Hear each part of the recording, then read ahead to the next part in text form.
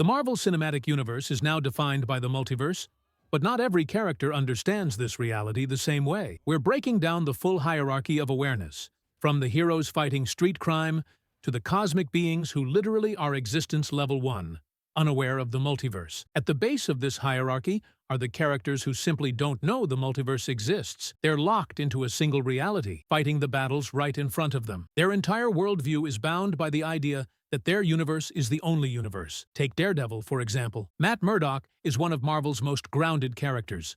A blind lawyer, moonlighting as the vigilante protector of Hell's Kitchen. His entire story revolves around gritty, street-level conflicts, gangs, corrupt businessmen, and assassins. The idea of infinite timelines or dimensional planes isn't even on his radar. This ignorance doesn't make him less heroic. It makes him relatable. The same goes for Luke Cage and Jessica Jones.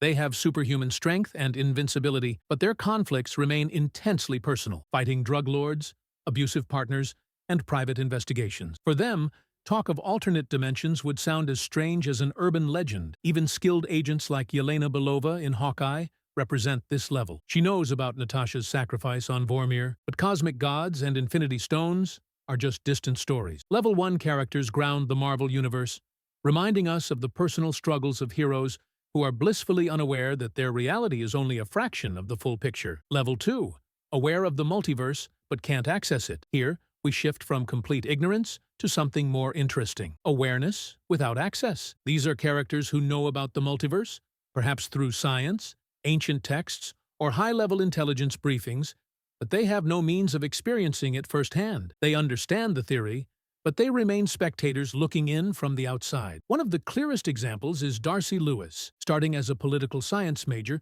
she evolves into an astrophysicist capable of interpreting cosmic data and recognizing anomalies. In WandaVision, Darcy identifies the Westview anomaly as a manipulated pocket reality. She can measure and theorize about these phenomena, but she's powerless to actually travel into alternate universes. Similarly, Agent Jimmy Woo is exposed to reports of magical events and multiversal theories through SWORD and SHIELD intel. Jimmy may know about the multiverse through his investigations, but like Darcy, he can't step into it. He's a handler and a witness, not a traveler. Even someone like Shuri, the brilliant Wakandan scientist, fits here in her earlier appearances. Her genius positioned her perfectly to understand the multiverse, but her science was limited by the scope of Wakandan tech. Level 2 characters are the bridge between the audience and the concept, explaining, theorizing, and commenting on cosmic ideas while remaining firmly planted in their single universe. Level 3, accidental travelers. Here's where things start to get chaotic. Level 3 is about the people who stumble into the multiverse by accident. They don't seek it, they don't train for it, and they certainly don't control it. But somehow, they end up face-to-face with alternate realities. Think of Ned Leeds in Spider-Man: No Way Home. Out of pure curiosity and clumsy experimentation with Doctor Strange's sling ring, Ned accidentally opens a portal, not just to another place, but to other Spider-Men. He's not a sorcerer, and yet he alters the course of reality. Peter Parker himself in that film is another classic case. Peter never set out to break open the multiverse. His intention was simple: to make everyone forget his identity. But his constant interruptions during Strange's spell destabilized it, and suddenly, villains from across the multiverse were crashing into his world. Peter triggered it by accident. Then we have America Chavez. Her powers are inherently multiversal, allowing her to open star-shaped portals to different realities. But for most of her life, these powers activated only under extreme stress. America didn't control her multiversal travel. She survived it. The important part of Level 3 is that it's reactive,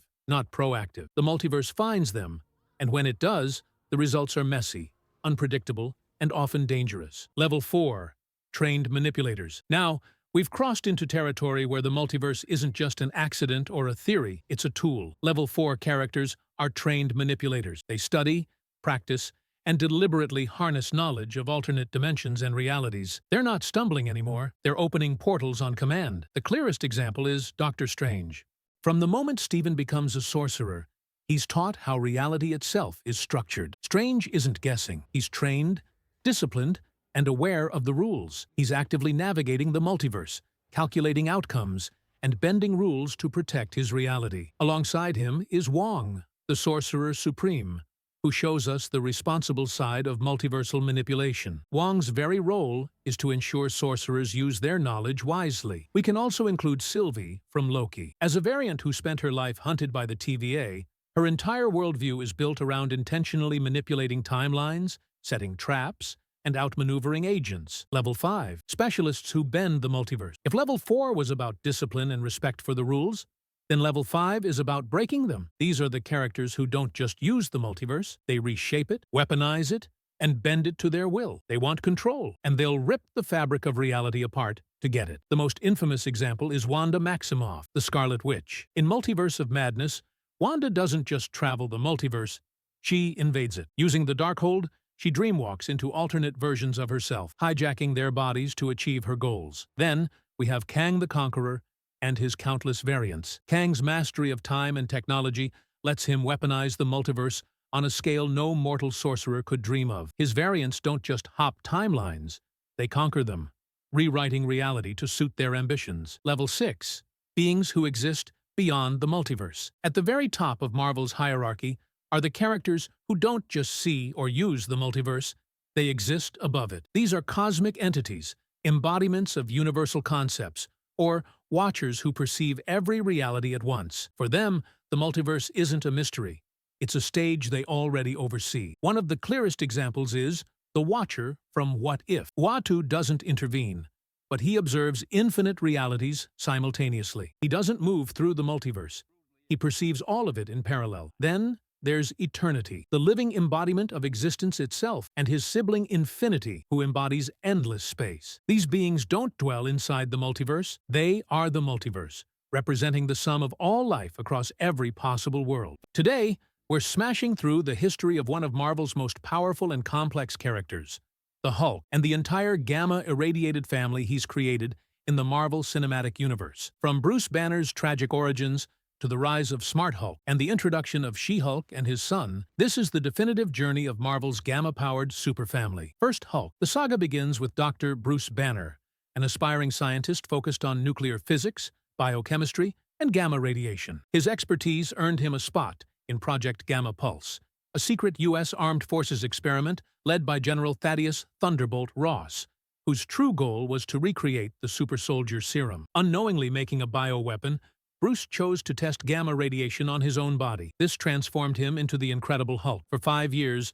Bruce lived as a fugitive, researching a cure until he was cornered by the army. His hunter, the power-hungry Emil Blonsky, injected himself with Banner's blood, transforming him into the monstrous abomination. Their city-shaking clash in Harlem ended with the Hulk securing his place as a reluctant hero. In the Avengers, struggling with his curse, Banner became increasingly frustrated, even trying to commit suicide once, only for the other guy to spit him out. He hid in Kolkata until Natasha Romanoff tracked him down for SHIELD's mission to find the Tesseract. Bruce's fears of hulking out came true during Clint Barton's attack on the helicarrier. It was in the Battle of New York that Bruce began to accept his power, arriving when the Avengers needed him most. With a single, devastating punch, the Hulk pulverized an entire Leviathan. After ragdolling a puny god, he cemented his instrumental role in winning the battle, proving Tony Stark right. We have a Hulk. In Avengers, Age of Ultron, Banner finally caught a brief break living in the Avengers Tower, but it didn't last. Wanda Maximoff soon invaded his mind,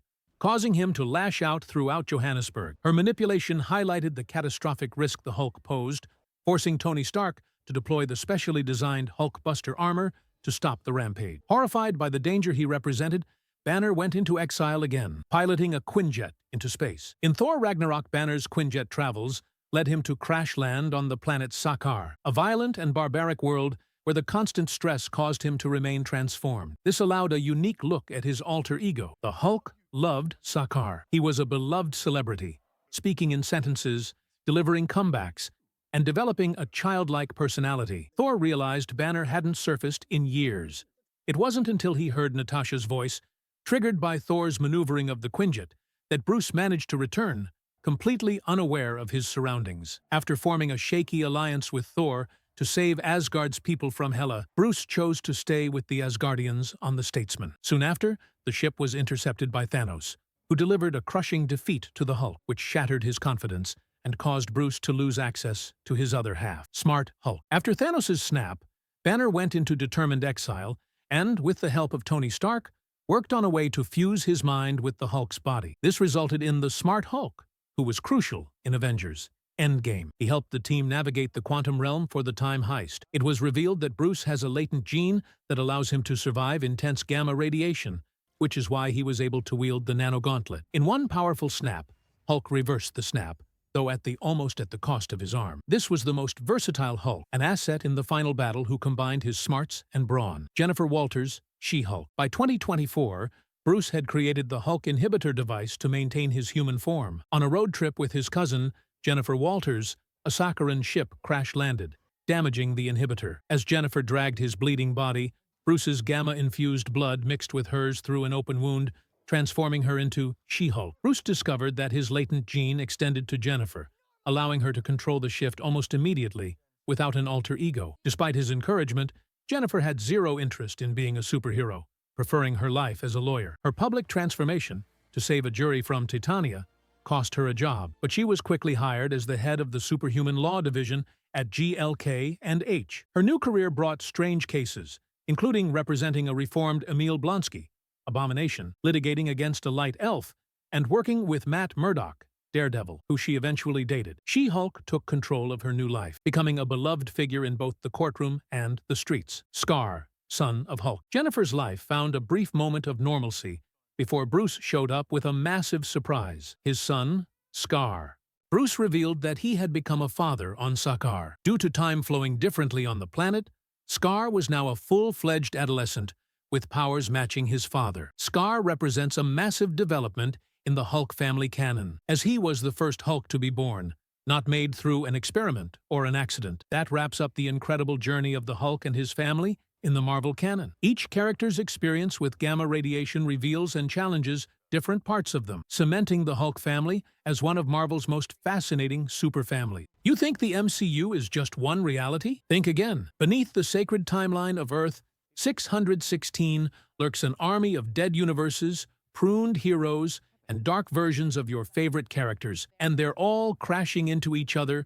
Earth 616, the MCU. We kicked it off with the first Iron Man in 2008, and from there, it led into the Infinity and Multiverse sagas. You might have heard this universe referred to as Earth 19,999, a name that goes back to an official Marvel handbook. However, in 2023, the Marvel Cinematic Universe officially changed its main timeline name to Earth 616. This name is a direct nod to the comics, where 616 is the prime universe, reflecting the MCU's status as the sacred timeline, a concept central to Loki. The TVA protects this timeline to prevent He Who Remains from having multiversal variants of himself born. A timeline branch, or a new universe, is created by a Nexus event. The time heist in Avengers Endgame was a massive Nexus event, resulting in branches like the one where Loki escaped, Thanos bailing on his own timeline, and, of course, Steve Rogers making his own branch to finally have that dance with Peggy Carter. Honestly,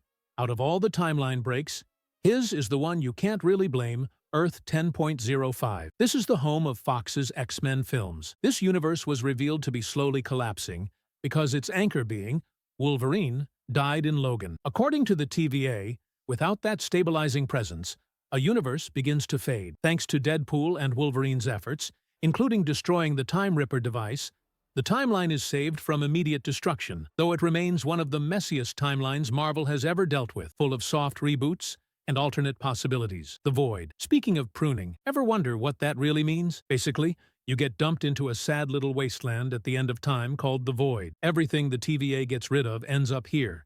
It's a dumping ground for pruned Nexus events and variant timelines. We see past films that got axed or concepts that didn't work here, including Chris Evans's Human Torch and the Elektra from the 2003 Daredevil movie. When the TVA prunes someone, they are not erased from existence, but sent here. This place is controlled by Alioth, a massive storm-like creature that feeds on time and energy itself. This is where Loki meets his other variants, and hiding beyond its clouds lies He Who Remains Citadel, Sony Spider-Man Universe, Earth 688b. Meanwhile, on Sony's side of the multiverse, we get Marvel's take on vampires, gooey aliens, and dark gods. This is the universe that introduces characters like Venom, Carnage, and Riot. Madame Web also showed us the web of life and destiny, a cosmic network of fate tying all spider people together, though its immediate impact on the universe is minimal. The elephant in the room here is that the SSU doesn't really have a Spider-Man,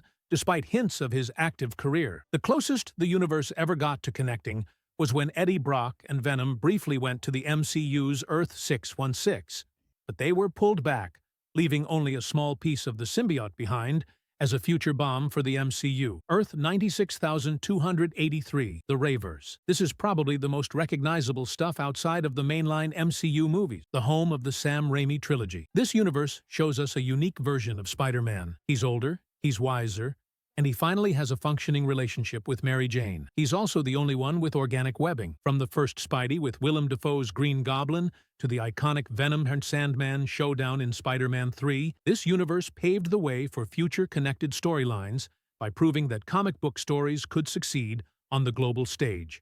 Earth 12,703, the Webverse. Andrew Garfield's Spider-Man was a different time, characterized by incredible swinging scenes, a goofy, quip-heavy Spidey, and his tragic relationship with Gwen Stacy. There were actually plans between Sony and Marvel to connect this universe to the MCU, including a licensed design of the Oscorp Tower to appear in an Avengers film. But these were ultimately scrapped. Like the Ravers, the Webverse's connection to Earth 616 was solidified through the events of Spider-Man: No Way Home. Earth 828, Fantastic Four, takes us to Earth 828, a universe with a slick, futuristic vibe where technology is light years ahead. Faster-than-light ships aren't even groundbreaking. They're everyday life. The real surprise on this Earth is that the Fantastic Four aren't just the first heroes. They're essentially the only hero. This world embraces the wonders of space and exploration, serving as a nice aesthetic and tonal palette cleanse from Marvel's usual style.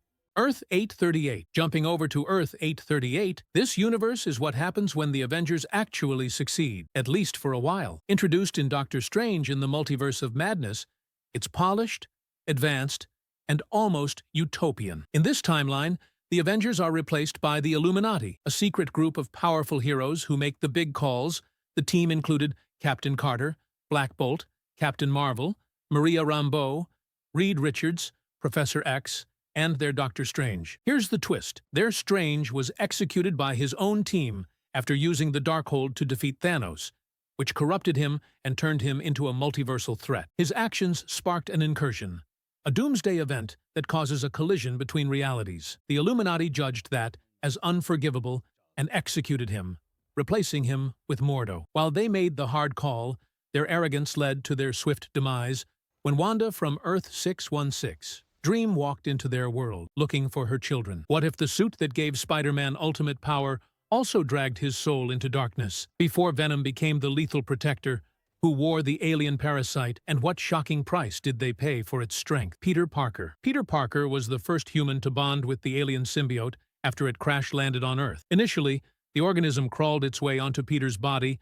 while he was on Battleworld during the Secret Wars storyline, appearing to be a sleek black costume with limitless power. Upon bonding with Peter, the symbiote immediately granted the superhero improved strength, speed, and durability, far beyond his normal capabilities. When confronting criminals, Peter would eventually discover the shocking truth. The Venom symbiote was a sentient creature, hell-bent on permanently bonding with him and consuming his mind. Recognizing the danger, their partnership went dramatically downhill, finally breaking free from the creature by using the massive, overwhelming sonic vibrations of a church bell. Eddie Brock. Eddie Brock, a struggling and disgraced journalist, became the creature's next and most iconic host. His intense anger and profound hatred for Spider-Man created a perfect emotional synergy for the separated symbiote. The bond occurred after Eddie broke into the Life Foundation facility looking for evidence of illegal human experiments. While looking for clues at the lab, he stumbled upon the facility holding the Venom symbiote, and the entity immediately enveloped him. With the symbiote,